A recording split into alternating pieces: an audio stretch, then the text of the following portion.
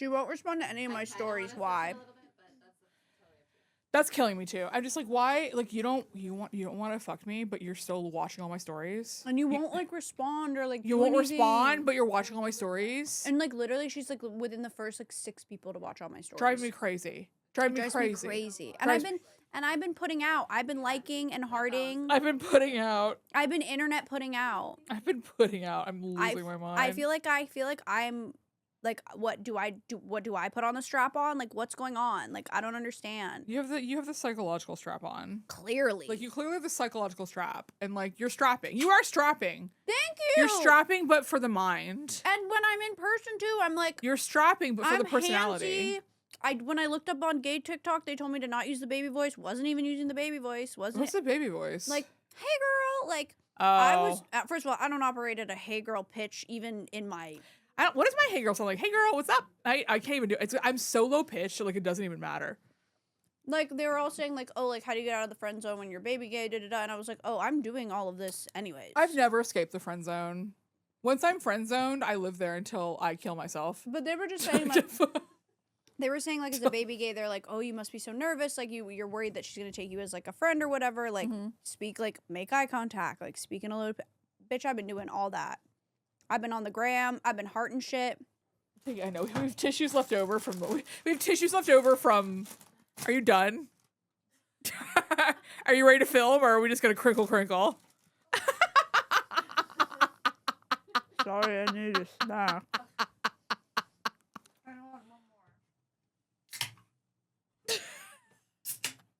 Hi, welcome back. Welcome back. Hello. Hello. As a reminder, I'm on Standup tour. You can see my dates and my mailing list at KristinChirico.com. Please come see me do stand-up. That's the job I would love to have. Please, I love you. I have her here at gunpoint. At gunpoint. Yeah. Literally, the gun's under my dress. There's actually like just a remote control. It's also under Jesse's dress. Jessie squeezes it with her pussy, and then like the gun goes off under my dress. I do kegels and it fires into her. We found a really gay way to do the at point chick. And it strengthens our pelvic floor. Anyway, how's it going? Good. Good, I know. We have so many things to talk about today. What do we want to start with? Do we want to talk about cigarettes being back? Cigarettes are back. Cigarettes are back. Not gonna lie, loving it. I hate it. We are so when we say cigarettes are back, I think like celebrities are like openly smoking cigarettes. Dude, we're in the end stage of capitalism. The country's falling apart. What the fuck does anyone have to live for? Let them smoke. What are we saving our health for? We're gonna die anyways, and by the way, much sooner than everyone thought. I know. I have asthma. It's kind of a pain in the dick for me, though. I like hate it. Like it's like when people smell like cigarette smoke, I'm just like, ugh. Did I smell like cigarette smoke today? No. Okay, but like, okay, all right. Oh wow. So you got away with it one time. Oh my god. Yeah. So like, which one do you want me to? Do you want me to Neither. try? Okay, I like the fact. Like honestly, the fact that big tobacco managed to like cockroach themselves through juuling and through fucking vapes, and now has survived long enough to get back to basically the resurgence of cigarettes. Like I'm kind of pissed about it. Again, I feel like I would have a completely different opinion if we literally if we weren't actively within fascism and like the country falling apart. Like, what do people have to live for? I mean, not cigarettes. I can tell you that. Like, but I mean, what little treat throughout the day? They're doing paycheck to paycheck. Their kids, their one medical It's like, listen, okay, people are gonna smoke. Like, I'm not I'm not like, this isn't like I don't love it and like it's not good, but I don't blame individual smokers for why smoking is prolific. I blame many other things. I do not love that all these like hot boys and girls are now fucking walking around with cigarettes behind their ears, and I'm not gonna say who it is, but you guys know who I'm talking about. I don't love that. I thought that was a joint. It's not a joint. It's a cigarette. Oh. He's not walking around with a fucking joint behind his ear. It looked like a joint. It had a little twisty on the end. Yeah, you can hand roll cigarettes. It's not a joint. I mean, God. He's walking around with a Here's joint. the thing. If you're hand rolling cigarettes, shut up. Shut up. You insufferable cunt. Buy American spirits like the rest of us. Or, you know what? Really nut up. Really put your money where your mouth is. Buy a pack of Parliaments, you pussy. All right? I don't want to see any of this shit anymore. Like, you know what? If you're going to fucking do it, go all the way. Put your balls to the wall. And you put your balls on the gas station counter and buy a pack of Parliaments, you pussy. Like, I don't want to see this hand. I'm a hand roaster. You're not in Europe. You're in fucking, you're in Toledo, bro. Shut up. You're not. Wait, okay, I have to tell you something. Oh, shit, I lost it. No. Oh, my God. Toledo. No. Hand-rolled cigarettes. He who should not be named with the cigarette behind his ear. Oh, okay. Well, here's the thing. It might be. Listen. I'm pretty sure he might have a joint. But I also think he does hand-roll cigarettes. But I do think it's so Silver Lake to hand roll cigarettes. I'm so tired. But of I do. people. It might also be a joint. It might also. And like, here's the problem though, is that like, and I say this as someone who is physically bothered by public smoking. And by physically, I mean like it really does. Like, you know, I'm physically bothered by public smoking. I do not like that it's back. I do not like that hot people are doing it and making it hot. It's hot. I'm sorry. It's hot. I hate it. I hate that it works on me. I hate that like when I see him with the fucking cigarette tucked behind his ear, it's like, I just want to pull it off with my teeth. I hate that. And I don't love that about myself. And I don't love that for society because that's dangerous. It's very, because like honestly, so I'm planning like a photo shoot.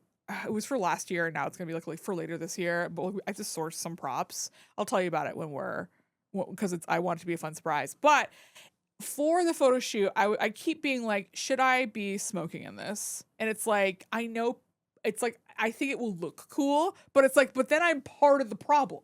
I'm part of the literal problem because I do have asthma. And so like, it would be a sacrifice for me to look cool. I remember what it is now. Oh, there you go. Thank you. See? Okay. Have you seen like the TikTok end or the reel of like the woman who I think she's a recovering addict. And she has a thing where she's like, me recording like this montage of every time I just yell out the thing I want every time I have a craving. And like, I haven't seen it. No. Oh my God, it's so funny. It's so you, honestly. Yeah. It's so you coded, but it's like she'll have, so it's just a montage of her like various setups because like she just records every time. She'll be like a fucking Vicodin and like a bag of Cheetos. She'll be like a Newport, and then she'll be like a Newport. Look, I am desperately trying to like really cut down on my weed consumption. Like desperately. Like I only smoke weed that's like less than 10% THC because like it gets me too fucking high. And I'm desperately trying to cut down. Like desperately. Like I've gone back and forth with how much it helps me with writing and how much it doesn't. Like I think it's got to be used in moderation, and I'm so addicted to just like the oral fixation of just like the baba in the mouth. I tried so hard to get into weed during the pandemic. I really tried. I tried my ass off. I tried edibles. I tried fucking grinding. I tried hand rolling joints. No. I tried pre-rolled joints. I don't think I tried your asthma, none of that's going to work. Also, too, I think with your OCD, like it probably makes the voices very loud. It makes the voices very loud. It makes the voices very loud. And like, actually, I should tell this story. This is actually kind of a fun story. Yeah. Okay. Go ahead. All right. So one time, several years ago, this was like one of the times I tried to get. Every so often, I'm like, I'm gonna get into edibles. I'm gonna get into edibles. I'm like, I don't consume weed on a regular basis, so like, I'm a fucking idiot. And so Bree was like, okay, I'll buy some edibles. So she's like, do you want the high concentration or the not high concentration? I was like, well, the high ones, obviously. Like, I don't want to. Oh no. I want to get like a good value. I want to get a good bang for my buck. Oh no. And so Brie buys these gummies. No. And the gummies, it's a square. It's a square, and it's divided into 4 little gummies. And I think, each gummy is an individual serving. And I'm telling you this as someone who, I can't stress enough, does not consume weed. Well, I think that's a pretty logical assumption. All. But I'm also, I need you to understand that my tolerance for weed is zero. Yeah. Is zero. So I cut off a little square and I pop a little square in my mouth and I'm like, okay, fun evening for Kristin.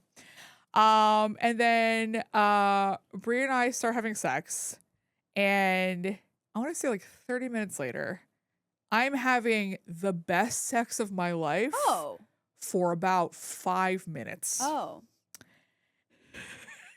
For 5 minutes. And then on minute 6, I'm like, things are sliding precipitous. Like things are really getting bad. And then minute 8, I was like, I think we need to stop. And then minute 10, I was like, why does my heartbeat feel like it's like in a fucking gravity, like in a fucking orbit throughout my fucking body? Oh shit. And then minute 15, I was just like, I think we have to cancel our dinner plans tonight. And then minute 20, I was like, I think I need to try and throw up. And then minute 30, I was like, I think I need to go to the hospital. I consumed 65 milligrams of edible. Nothing. But that's from zero. That's from zero. That's No, like I know. a person who never consumes anything. And No, 65 milligrams would put me into a coma. I mean, I would be high for days, but it's also like not that. I mean, there are psychos who will take like 100 milligrams. Like, you know what I mean? But 65 for somebody who's never taken it for the first time is very high. 65 milligrams. Yeah. And I didn't realize that 65 milligrams was too much. Wait, also too, you had like a fourth of a gummy? Well, no, I had the whole thing was 65 times 4. And I had 165 milligram square. Wow. That's also too. See, this is also the thing with weed that I really don't like, and this is why I only have like less than 10% THC when I do smoke. Shit is too fucking strong. It's too strong. No one needs to be consuming whatever 65 times 4 is. Jesse, I can't do the math, but that's too high. I was in a nightmare. Like when I tell you this was the worst day of my life. 5 to 10 milligrams of edibles, because also too, the way that your liver processes THC, it's 5 times more potent than if you smoke it. Because I was going, here's the other thing, is that I was in 3 days after this, I was flying to Kenya. And I was just like, and the whole time I was like, they're not going to let me into Kenya. Yeah, they'll know. They'll know. They're not going to let me into Kenya. And also time was dilated so badly that every 5 minutes I was like, how much time has passed? And Bria's like, it's been 5 minutes. And I was like, I can't fucking believe it. And then I was Googling like what to do because you're too high. And I was just, and I couldn't like, you know what's crazy? Oh my this God. is actually a fun fact. If you ever are too high off THC, if you ingest CBD, if you can go to a dispensary and get a tincture just of pure CBD, it will lessen the effect of the THC. I don't know if it would have helped. I puked like an hour later. I was puking my guts out. Because the thing about CBD is that it is supposed to be ingested with THC because it's actually a counteract and a counterbalance. That's why I have like I think I've told you this, but I worked in cannabis for many years, like as a PR person. Like it needed any PR. Like I was like, it needed any more was it press. having some issues? Yeah, well, like it was having issues. And the thing is, CBD does, the way that it does interact with THC is that it actually lessens your high. So if you're ever too high off an edible, keep some like CBD tincture in your house, and you can put some under your tongue. It will lessen the effect. I should add that weed is legal in the state of California. Freshman year of college, I had my abdominal migraines, and they were like, "Oh, I think it's like the cannabinoids hypermesis bullshit." It wasn't. It was abdominal migraines. But they're like, "You need to stop smoking weed," and I was like, "Okay, happy to do that. I'm so sick. I don't feel good. I don't really even want to be smoking right now." But my ex at the time was like, "Well, if you want to smoke, you should just take edibles," and I was like, okay, I'll try it. And he's like, how about you take this? I'm going to get you 1,000 milligram Kiva bar, and you can just like nibble on it for a few months. Yeah. Okay. If you know anything about me and sweet treats, there's no nibbling. That's not happening. There's only noshing and nomming. I ate 2/3 of this bar. Oh, no. And then I washed it down with a 250 milligram bag of hot Cheeto Weedos. Oh, I would be like, I would have to go to the hospital. I was high for 2 weeks. I vomited. I was so high, I was drunk. The room was literally doing donuts. Like I was looking up at the ceiling, and it was. I would have gone to the hospital. I would have been like, I've made a terrible mistake. I would have literally taken myself to the principal's office and been like, you gotta expel me. I just was like, I'm gonna throw up, and then if that doesn't work, which it didn't, I'm gonna be high for 2 weeks. No, nightmare. This is why I can't. I don't have time to subscribe to a nightmare. No, I that was the last time I ever did an edible. I won't do edibles anymore. I will never do an edible again. Yeah. I've been off, never again. We'll never do it. Not for me. Never do it. Not for me. If you like them, go with God. Go with God. Go with God. Literally go because with you're God. gonna need him. You're gonna see him. You're gonna see him and you're gonna need him. Yeah, you're gonna need him and you're gonna see Hope him. you love going with God. All right. Shroomp. Okay. I love how we is that the, I guess, I forgot we do the page term. Yeah. Okay. All right. I want to talk about limerence. I want to talk about strategic limerence. Yes. Which is, okay, I do this thing. I call it strategic limerence. Do we know what limerence is? We'll explain it real quick. Explain it. Limerence is basically like a maladaptive crush. It's like, let's be clear So about you mean all my crushes? Yeah, it's like basically like you. Every relationship I've ever been in. It's romantic obsession that is like kind of not reciprocated, where you sort of create like an entire like fantasy life and world around this crush. It's called limerence. It's basically like someone described it online. Like there was an expert in it who described it as like the eroticization of abandonment, where like, oh, I know. Where like you don't feel like, where basically her quote was, you don't feel like a little grr about someone unless I hated that. Unless they abandon you a little bit. I hated that. Yeah. I hated that. I'm sorry, but I hated that. yeah. That's limerence. Yeah. I'm nauseous. I know, right? Welcome to my world. Welcome to hell. I don't, and that is a problem that I do have, where I am not attracted to you unless you neglect me a little bit. Unless you neglect me a little bit, you abandon me a little bit, if you ignore me a little bit. Is that why I like getting choked out? Sorry, what?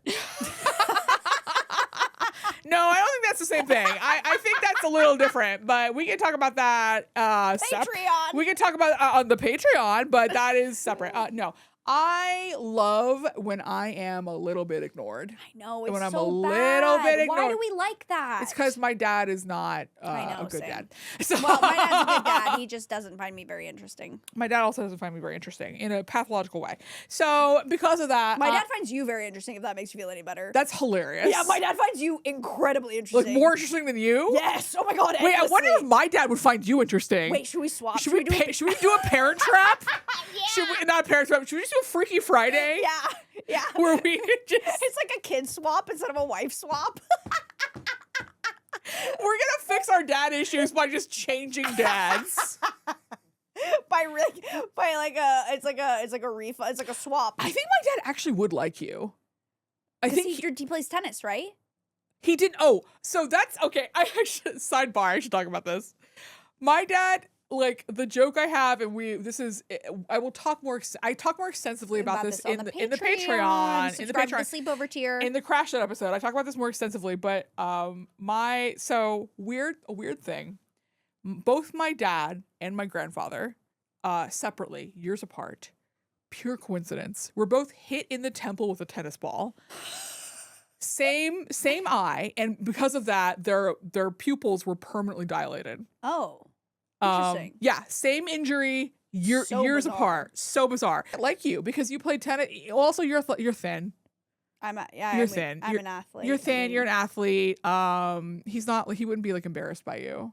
So I think my dad thinks you're very intelligent and really likes your political stances. You know, we need to trade dads. I think we need to trade dads. We need to trade fathers. Yeah, I think we need to trade. That's the solution to our problem. Yeah. Honestly, if you have a dad who is not shit, who's a scrub, honestly, oh my God, it's like, you know those parties where like you bring someone who like you're not interested in romantically, yes, but like you think that like other people might be. You bring that person, and then like they all date each other. We need to do that with dads, where we all bring our ain't shit dads, and then maybe our dad will find someone who they actually want to parent, and then like we'll find like a parent for us. Yes, we should.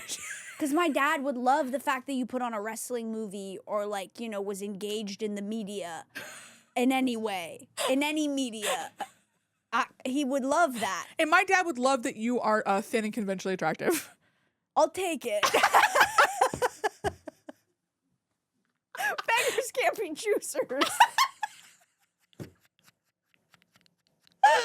We're gonna do a daddy swap. Yeah, daddy swap. Daddy swap. Wait, is this a movie? Wait, low key. Is this like a movie? Trademark. Trademark. Yeah. You can't steal it. You can't steal our movie idea. We're like we like trade dads to see if we can get like a father, and it ends up working. Or no. I think like in the way the movie that works, like our actual dads have to learn that like actually we're the kid they had. Was actually the good kid, which that wouldn't happen in real life. But like Yeah, it might not be like she's still boring. The other one's funnier. The other one's funnier. That's so funny. Yeah. I love that I've impressed one dad in my life, and it's not my father, and it's not my grandfather. I can tell you that. Oh, mine is for sure. My grandfather is for sure rolling over in the grave at the entire existence of me. That's fine. No, it's fine. I mean, he was like a fucking homophobic, probably asshole. We'll talk about it on Patreon. We'll talk about it on Patreon. Okay, strategic limerence, how you use it in your life. Oh yeah, I got way off topic. Yeah, all right. Okay, so limerence, obviously maladaptive, not good. It like kind of allows us to sort of focus on romantic relationships that like aren't real, aren't good for us, aren't healthy. However,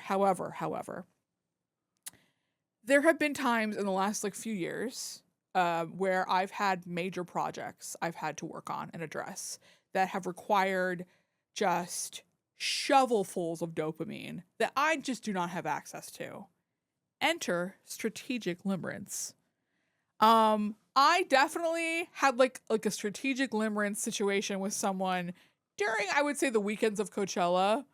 That I guess only existed for the weekends of Coachella. And it wasn't at Coachella, but I knew they just kind of existed around then. Yeah. And I'm kind of sad that like it sort of ended, but like it doesn't matter because I needed that strategic limerence to give me the dopamine. I needed basically that flirt situation to get me through the end of my book proposal. Yep. And it did. It got me through the end of my book proposal. It basically like gave me the dopamine I needed to like fucking finish a thing that I thought I couldn't finish.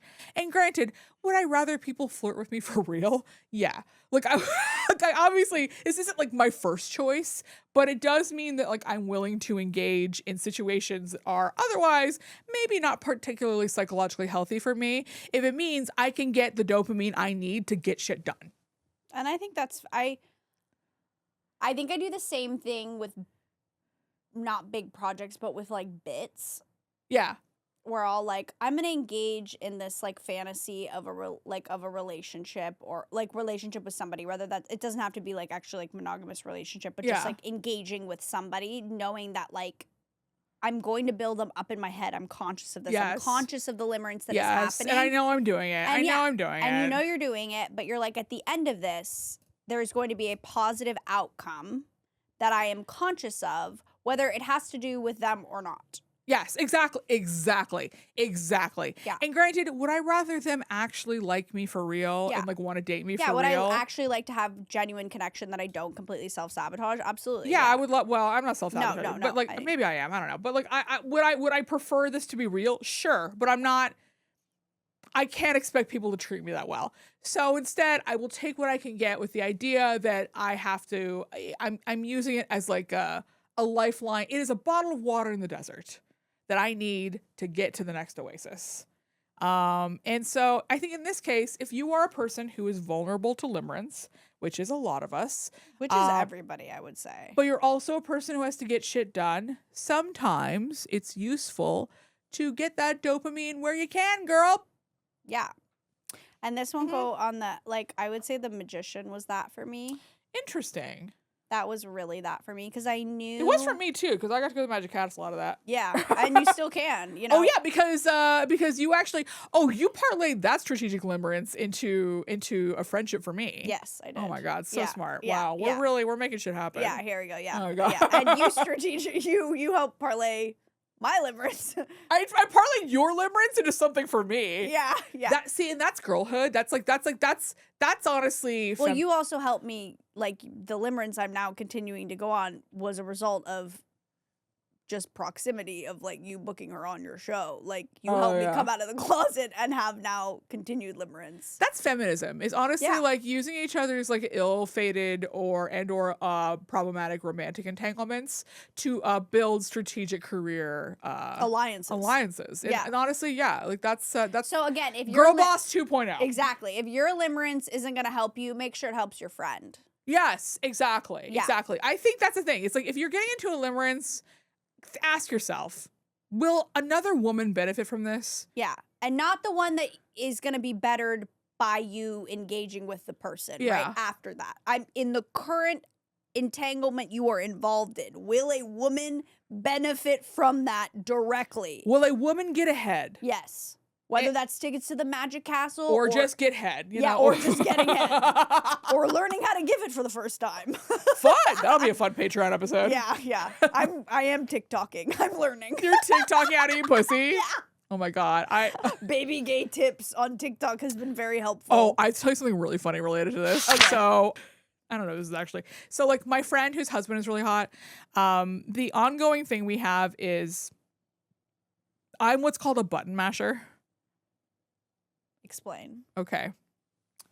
In arcade fighting games such as Street Fighter, when I play, I don't do the fight combinations. Oh, same. I mash buttons. Yes. But the problem is that I have been playing this man for years, mashing buttons, and I have been kicking his ass, and he hates it.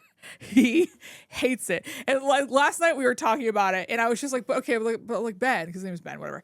I was just like, I don't mash the buttons. Like I actually like massage them in a circular motion. Because I do. Like I don't finger the buttons. I don't finger them. I rub the buttons as clit. Yeah, you're clitting. Yeah, you're clitting. Yeah. And I was like, yeah, getting defeated by gay women all over the fucking place. I'm not, because like that's the thing is you can't mash the buttons. You've got to do it in a circular motion. Yeah. Maybe that's why he isn't winning against me. Maybe if he was massaging them in a circular motion consistently with the same tempo. With the same tempo and the same amount of pressure, he would be beating me in Street Fighter. And then he looked very sheepish at his wife. Wait, do you guys all three play video games together? Well, occasionally. I'm probably the least gamer of this quad of people. Yeah. But they all came up in game development. Oh, interesting. So like that's kind of, so but we for years, like when this comes up, like, oh, he hates it. He hates it so much. I would love to learn, speaking to limerence though again, I would love how to learn, like, can you catch limerence? Like a disease? No, like sure, yeah, like okay. Before it spreads type of thing. Like not when you're using strategic limerence, but like let's say limerence is happening and you're not using it strategically and it's happening. Yeah. Can you catch yourself doing it before it gets ahead of you? Yeah, but I don't. I can. Like, I'll definitely, like, I'll be outside myself and be like, this man is gonna fuck with you. He's gonna make you feel bad. He's gonna make you feel special for like 10 minutes and then make you feel bad for like 3 fucking months. And you should say no. Don't respond to his DMs, girl. Like, yeah. Do I have like a Greek chorus of people outside of me kind of singing that song when I see it? Yes. Do I ignore it every time? I just wish, I mean, I'm starting to see it as a real, like I think where I start to see it as like writing the script in your head before it happens. Yeah. That's the part, the fantasy, the fan fiction in you that wants to like let it fly, you know? And I am a big maladaptive daydreamer, but I do maladaptive daydreaming strategically. I do it while I'm walking. So I'm exercising while also being delusional. Yeah. You know, I can do two things. I also think it's good to do that when it comes to like career or dreams or things like that. I don't think that's maladaptive daydreaming. I don't think it is either. But I think that level of like writing the script type of behavior. But I will do a lot of like, I'm building a whole life for you, even though we only have spoken 3 times. Like I definitely do that. Yeah, and, like that's not good. But like whatever, that's a secret. That's for me. It's for my time. Yeah, and like, what am I supposed to do? Not think about you? Like, is that what you'd prefer? Be less hot. I don't know. Like, be less strategically ignoring me. Yeah, I would rather. I don't know. Treat me a little bit better. This will be less of a problem for you. That's true. That's also the other thing. It's like if they actually chased us and like we're a nuisance, like we probably wouldn't be into them. Once you chase me, I'm like, why are you doing that? Why are you wasting your time on that? That's stupid. It's so fucked up. Yeah. We're so fucked up for this. like truly. Oh, you want to talk about yesteryear? Yeah. Okay, so we launching a feature. I'm calling this feature that we are launching Extremely Casual Book Club. It's book club. It's very casual, in which I talk about a book that I have read and I try to convince you to read it. Today we're going to talk about Yesteryear. Which you told me the brief synopsis of, and I'm kind of interested in. Yesteryear, which I'm going to, hold on, the author, I'm going to get, let me introduce this again because I need to get the, God, speaking of like Limerence. speaking of strategic limerence, my strategic Stop. We're gonna leave that in for the Patreon, but we're gonna cut it for the public. No, someone from many years ago is darkening my doorstep again. Oh my god, is circling the block? I love a circle the block. Darkening my doorstep again. I've been thinking about unblocking my age-old situationship just to fucking rub Netflix in his face. But I don't know if I want that fucking juju near me because he's such Carol Claire Burke. That's her name. Okay. Okay. All right. So, So the book we're going to talk about for this is Yesteryear by Carol Claire Burke. Okay. It like basically became like an instant #1 New York Times bestseller when it was released. The rights to the book have already been bought by Anne Hathaway. Wow. To make the movie of it, which honestly, I'm only a little bit into this book. And perfect casting. She's really? Perfect for this. Yes. So, in case you don't know about this book, Yesteryear is about a tradwife influencer, who is one day mysteriously transported back to 1855, and so she has to live the life that she purports she sells for money. And I kind of want to give you just some, I guess, light spoilers for the very, very, very, very beginning of the book. Okay. Like things that are kind of just like table setting. Yeah. This woman is generally detestable. Like she has 5 children. She views them as props. And she views them as props. She has 2 nannies. She has a producer. They have ranch hands. She has justifications for why she makes all the bad choices that she does. Oh, okay. How she doesn't acknowledge that she has nannies. She's like, well, I want to respect their privacy. Right. And she obviously loves her little girls because they are little and don't have personalities yet and are sort of moldable and bendable and controllable. And she clearly detests her 12-year-old because she describes her 12-year-old at one point as like, it was like seeing yourself coming towards you from a distance very slowly. As if like her child was like sort of like a menacing presence that might someday. Is it written in first person? Yes. Interesting. It's written like she said, yeah, it's written in the first person. But she describes this as like her 12-year-old daughter as like as an impending threat. And like her basically like all daughters? No, 2 sons. Okay. And she clearly her hierarchy of the children she likes are the 2 little girls, the boys, the oldest daughter. Wow. And it's very clear. Because that is basically the order in which they are compliant with her whole deal. And she also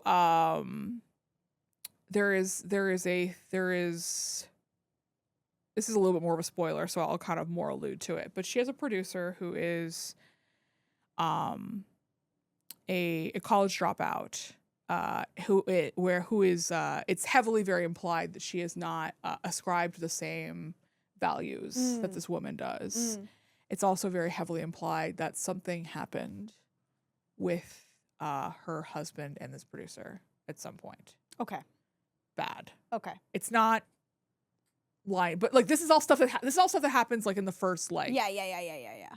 maybe 20 pages, if that, of the book. Okay. Like before like that we even like this is like table setting.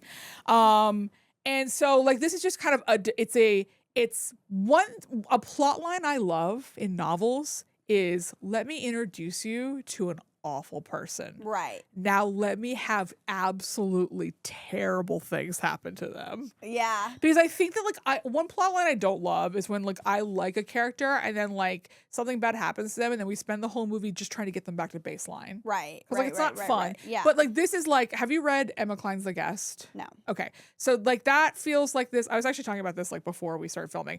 Or Arv Kuang's Yellowface. Very similar vibe where it's like a very unlikable narrator kind of indulges in their worst instincts and gets a taste of their own medicine. Ooh, okay. I love that. And people are fucking going crazy for this book. Really? Because like it's very much like a book about the reason why I bring it up to you is because you liked Fame 6 so much. And apparently like these are kind of like twin flames in terms of like is Fame is fame an illness? Yeah. And are we as the audience culpable in this illness? Right. Yeah. And so they're sort of like two sides of the same coin. But like, literally, I started this book at like 6 a.m. and I was like annoyed that I had to put it down to come film this.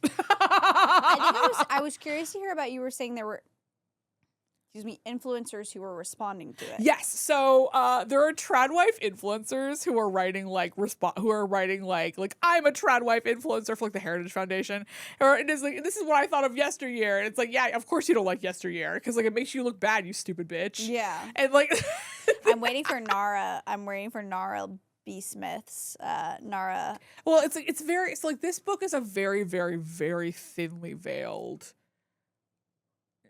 Romana Clef, but like a very thinly veiled. It's like, Ballerina Farm. Okay, it's this woman who used to be a ballerina and now she's a trad wife influencer. Basically, it's very thinly veiled. Okay. That. But like, I mostly just read smut, if I'm being honest. That's fair. I've only very recently gotten back into novels, and it's because like there's just so many novels and so many people write books that like there's kind of like a lot out there. Yeah. And like I find there are actually like very, very, very, very specific genres I like. I love memoirs where mom dies. Okay. I love mom death memoirs. There are a ton of them. I love them. I don't know why. And it's not always that the mom is bad. I just like mom death memoirs. Okay. Like my friend Tyler Fetter wrote a graphic novel about her mom's death. Okay. And she loved her mom. And it's very compelling. And then there's also Crying in H Mart, which is like kind of like the mom death memoir. Okay. Which is about Michelle. Oh my God, why can't I think of her last name? It's Crying. Everyone knows Crying in H Mart. It's like her mom dies of cancer, and like, it's very complicated stuff like that. So like there's kind of different varieties of that. But I love mom death memoirs. I also love Bad Person has the exact right bad thing happened to them books. Love books like that. I love sports romance novels. I think like there's just I like body horror books. I think that this is such a great time to be a reader. Yeah. Because like you can get really hyper fucking specific in what you want. Yeah. But I think that like because you liked Famesick, I think you will like this book. I want you to read this book because I think that you will also not be able to put it down. Okay. I'm gonna finish Famesick and then I'm gonna start this. Yeah, because you're gonna hate this bitch. Yeah. Oh yeah, I'm gonna hate this bitch. All right. What else should we? Okay. Have you watched Euphoria at all? No, I stopped watching after season 1. I have continued to watch it just because I want to be a part of the conversation, but it has gotten so fucking insane and like such a like flesh market that I am shocked that people are like still even tuning in. It's because Sam Levinson's a bad person. He's a fundamentally horrible He's a bad person. He's not a good person. Ivy Woke said it best about Sydney Sweeney. She does her best work when she is being degraded. Yeah. And this is what this season is. Yeah. Like, she is being degraded in a way that is just... Yes. I have no respect for her as an artist. Yeah. I just find her absolutely mid in everything she does. I mean, she's playing this right because you want to fucking smack her in the face, and that's what you should want to do with this character. And weirdly, like, I don't like Sydney Sweeney as a person, but I do think that like she is a scream queen waiting to happen. Like, it's like, did you see the like? Then put her in those shit movies. Get her off HBO. Like, stop pretending she's a fucking actress. Shout out also our friend Claire, who's a comedian. Was put out a Threads, and I saw another podcaster talk about it, that she worked on season 2 of Euphoria, and that there was a close-up there was a pan of Sydney Sweeney's boobs that Sam Levinson just decided to hang on to her boobs for an unnecessarily long amount of time, and everyone on the set just like stood, the entire male set of grips and hands, they all just stood there as it hung on her boobs. And she was just there going, you know. Okay, but I will say, and the reason why I'm saying this is because they will kill you for this. I think that like we'll keep it on the uncut, but they'll kill you for this. I think people can choose to play flawed characters, totally, and that's not a reflection of who they are as people because they're telling a story. However, if you are MAGA and you are playing the character that you are, it's different. Yes, it's different. I would also did you see The Idol? Did you watch The Idol? No, I couldn't. My God. I refuse. I watched the whole thing. How bad? Watched the whole thing. Jesse. Because Jen and I watched it because like we were just like sucked. It was like a car crash. It is maybe, I'm not joking, it is maybe the worst premium cable show ever made.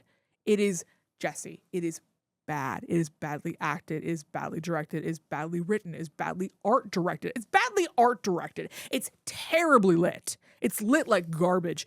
It was like, I don't know what happened there because they spent so much fucking money on it. They also shot it at The Weeknd's house. That's his house. I know. And what's crazy is that Lily Rose Depp is a really good actress. I think she's a really good actress. Yeah, she's really talented. Really good. And I don't know how they managed to get her in this because it is because I'm sure they sold awful. it as this sexy, like it's very. I mean, honestly, I feel like it's going to torpedo Sam Levinson's career. I think it already did. Yeah, I think it already did. I think it already did. I think like because it took forever to come out and it was garbage. It was a massive failure. And it's not just like, oh, it's fun. It's like bad, but it's like fun or like. But like it's like, it's bad, but it's like it's good, bad. No, it's genuinely bad. It's genuinely nonsensical garbage. It's genuinely just like, it's not porn, but it's close enough. and that there's not enough sex in it to call it porn. But the level of there are scenes in that like unfortunately I will still quote. Like you know the one I'm talking about, right? No, I've never seen it. Oh my god, the one that was like kind of a meme a while ago. Okay, there's a sex scene with The Weeknd and Lily Rose Depp in like, I want to say like the third or fourth episode, I don't even remember, where he, it's so gross. He goes, and he says it kind of like this too, where she's like, I don't know, I think she's like stripping for him or whatever, and he's like, yeah, stretch out that tiny little pussy for me.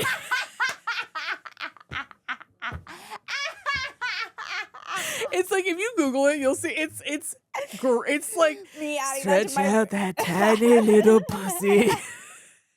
Me adding that to my vernacular immediately. I forgot. It's not an exact quote, but like it is basically what he. It's maybe the least sexy thing I've ever seen on television. It is like horrifying. That will become a sex stick for me. It's not even like no. It's more just like, oh my god, there was no one to tell him no. No one was in the room to be like, hey, we can't put this on TV. Yeah, this is embarrassing for everyone. No, he was like, they were like, do it. He was like, this is the sexiest thing. Stretch out that tiny little pussy for me. Yes. Is this The Idol? The Idol. Hold on, let me search for. If you search, I'm so sorry to search for this. Search for The Idol. If you go on images, it'll probably. Idol meme. Idol. There it is. There it is. It's that one on Reddit. Stretch out that tiny little pussy.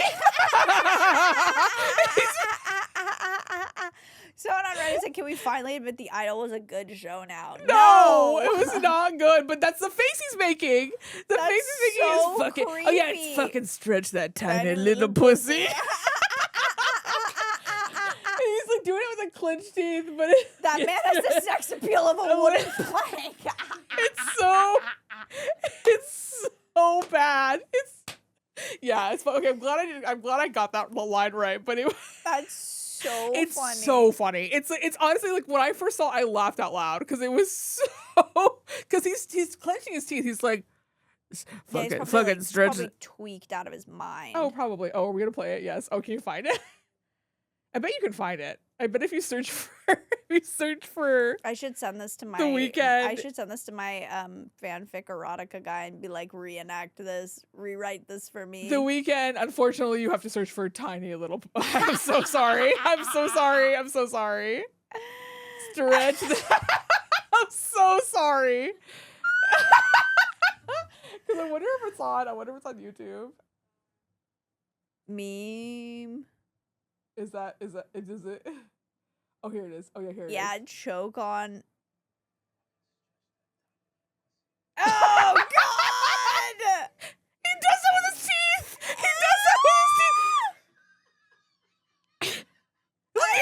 He's like, fucking stretch that tiny little... And then he's like... like he's on coke. Like he's like... Yeah, he looks like he's coked out. It's like so... fucking mind. Bro, that's crazy. Anyway, Sam Levinson made this, and then they still let him make another season of Euphoria. That's crazy, dude. They literally will let men do anything in this fucking town. It's crazy. They will literally let a man do anything in this town. It is so sorry. I'm so sorry, but I literally started audibly laughing when The Weeknd said fucking stretch that tiny little pussy during the Idol. Like, why do men give me the ick so easy? It's so true. Yeah, well, it's because they're fucking doing crazy shit. People fucking lost their mind because it was so. I think it's the teeth. It's the. Well, yeah, because everyone there is probably like fucking yacked out of their mind. Just fucking skiing down the slopes, absolutely geeked off of Molly. I know. Okay, wait. So we should do shloomp. From our live show, we had a bunch of people write in questions that we didn't get to on our live show. If you guys haven't subscribed to our Patreon, please go ahead and subscribe. You can view our live show recording. We had a bunch of funny submissions, and I've saved them all because I still want to go through them. So we're going to answer a few of them on the main episode, and then if you'd like to subscribe to our Patreon, we will answer the rest of them on our bonus episodes. So... Okay, can I just show what you did? Yeah. You basically just like you did this and like nothing moved. Like nothing changed. I moved a little. No, he's got like Okay. fucking Okay, sorry. Stretch that stretch that tiny little cauldron for me.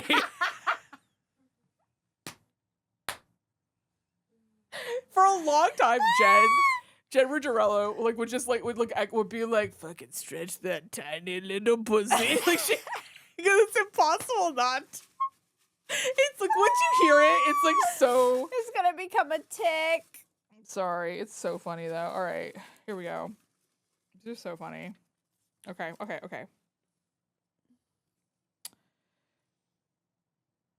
You know what? Okay, I'm gonna say this out loud, but like whoever wrote this is gonna get. Okay. Mike. Okay. All right. How do I live the most ethical life as a straight white man in Los Angeles? Okay, when I first read this, I was just like, are you bragging that if you live the most ethical life? Like, okay, why are you talking to me about this? You donate, you volunteer. You donate, you volunteer, you don't call the cops, you fucking watch out for your neighbors. Yep. You ask people when they need help. If you see somebody in help, like if you see someone struggling, you are the first responder. Yeah, you fucking like. You know you're probably not gonna get shot. Exactly. Like during the summertime, carry around like cold bottles of water. Yep. For your neighbors, for your unhoused neighbors.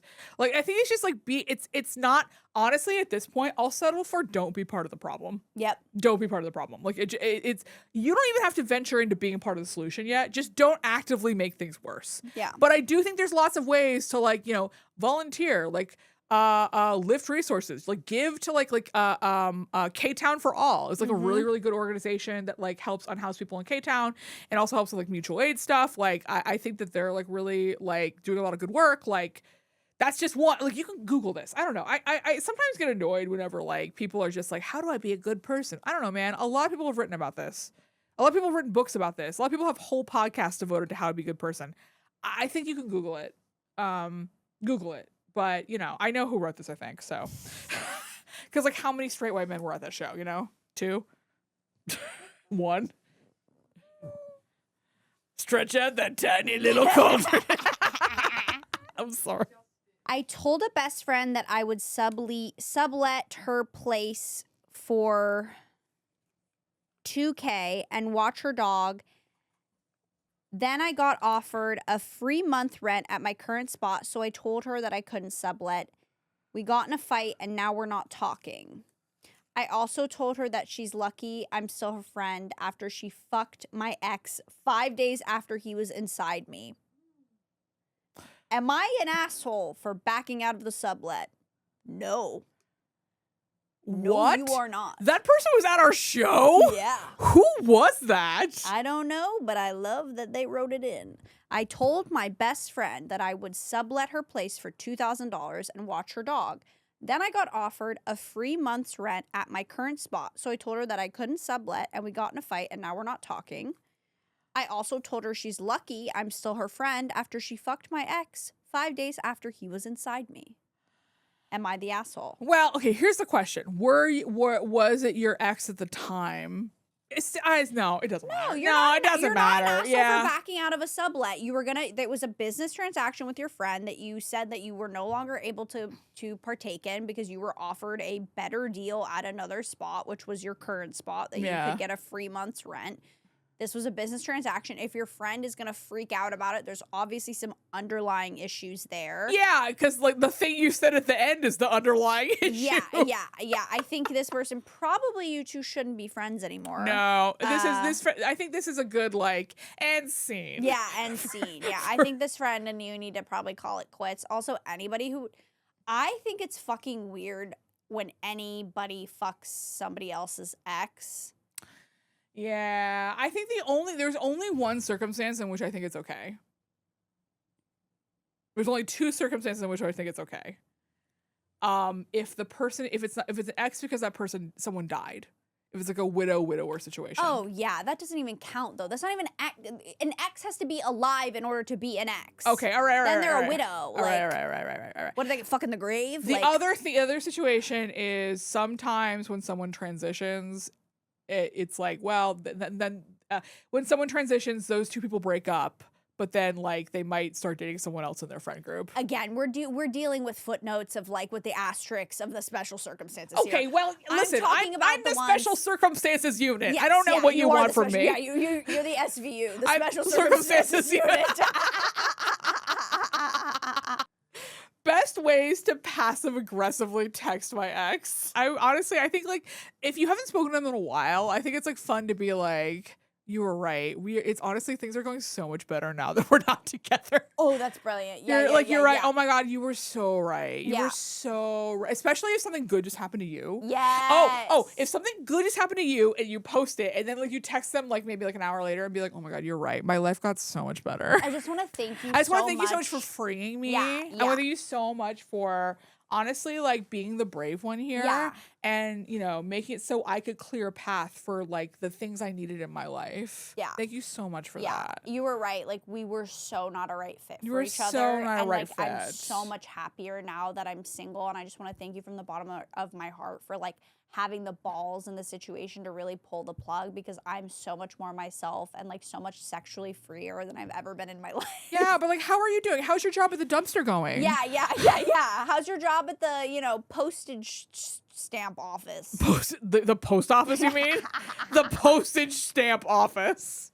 Okay, well, thank you guys for watching. Like, comment, subscribe. Tell your friends about the podcast. This is the number one way podcasts get around. Subscribe to our Patreon. We are now putting out extra bonus episodes every week. And if you join the sleepover tier, you get our crash out episodes, where we talk about things we won't talk about publicly. Because it could ruin our personal and professional relationships.